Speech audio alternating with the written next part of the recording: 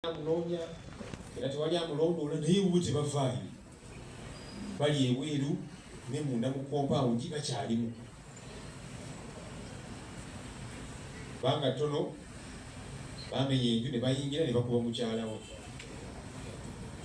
Tuzze tuga nti bwe mubanga mulina kyemuteebereza nti pulezidenti waffe alina omusango gweyazza, lwaki temumuyita mu butongole kituyita summons ajja awoze omusango ogwo mumuvunaana ng'okuwakanya Mwai Museveni, kuba kati gwe musango omunene gwe yazza. Lwaki temumuyita? Naye bakyalemeddeyo eyo mu ngeri etategeerekeka. Tugaba abapoliisi bano n'abamagye, ensangi zino bulaba abantu bakolebwako obulumbaganyi, ebyabwe ne biddibwa, kati ab'ebijambiya ne ku kamera kati tubalaba n'okubalaba. Ne balumba owa booda ne bamutematema ne bamuggyako booda ne batwala kino naki. Eyo muveeyo Barracks ennamba ejjudde emagere. Mugende mukwate abo abamenya amateeka. Eri gye muli tiryaliyo. Naye obumenyi bw'amateeka bugenda mu maaso, mwe muli eyo mwefudde bize. Mukole ebibakwatako.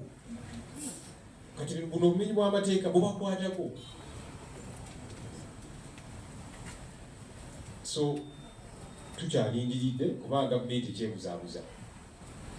Twagala poliisi n'amagye bave mu maka ga pulezidenti waffe.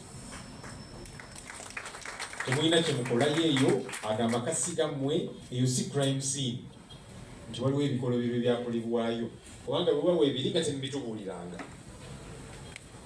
Munaatumenya nti tetuli mu cooperating, kubanga ogamba nti amaka g'omuntu waliwo ekikyamu ekikoleddwayo, kikakata ku muntu oyo okukooperatinga ne poliisi nti kakati twetaaga obujulizi buno naki, temubikolanga, temutubuuliranga anti kino kyekyakolebwayo nekikyamu, twetaaga kino, twetaaga naki.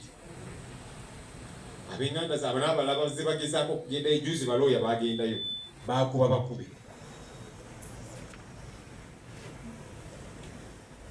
Ensonga eya bannaffe be tuyita ba political prisoners nga babagulako emisango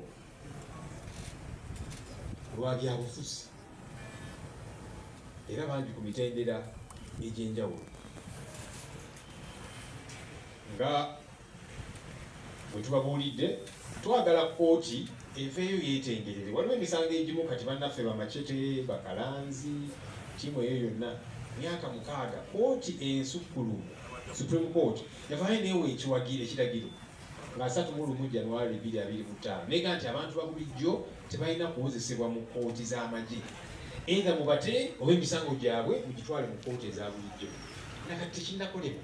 Abantu bano basibiddwa emyaka 6, obujulizi tebuleetebwanga. Kati twagala kkooti etubuulire yeetengeredde oba etubuulire amazima nti munnange naffe tuli mu kutya, kubanga kkooti ensukkulumu yawa ekiragiro kyo. Lwaki tekiteekebwa mu nkola? Lwaki ekiragiro ekyo kinyoomebwa? Katwagala kkooti yerwaneko kubanga kikkirizibwa mu mateeka. Ate n'ekirala, kkooti mu ggwanga yaffe zirina emisango 16,007, 167,000 cases ziri awo tezikolebwangako, zikyali mu process. Mingi kugina emisango ne batwalayo state tenaba ready, tena bujulizi, abantu babeera eyo bali ku rimandi, emisango tegiggwa.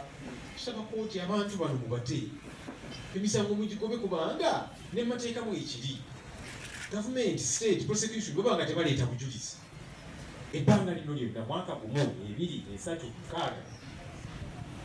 ekirimba ligamba omusango ogwo gulina kugobebwa. Lwaki abantu mubakuumeeyo? Amakomera gajjula dda, abantu basula kagongo abaddeko mu makomera mutujulira.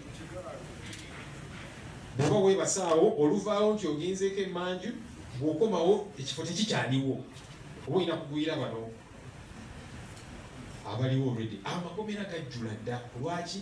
Emisango egiri mu system egitaggwa. Myaka 6 toleetanga bujulizi. Lwaki emisango egyo tegigobebwa bannange? Ne bagamba ati kakati court case backlog, amakomera agaffe gajjudde n'ebirala. Obuzibu buva wano. Twagala obuzibu obwo bugonjoolebwe. N'ekisembayo, yes, akalulu ka LC1 kabindabinda.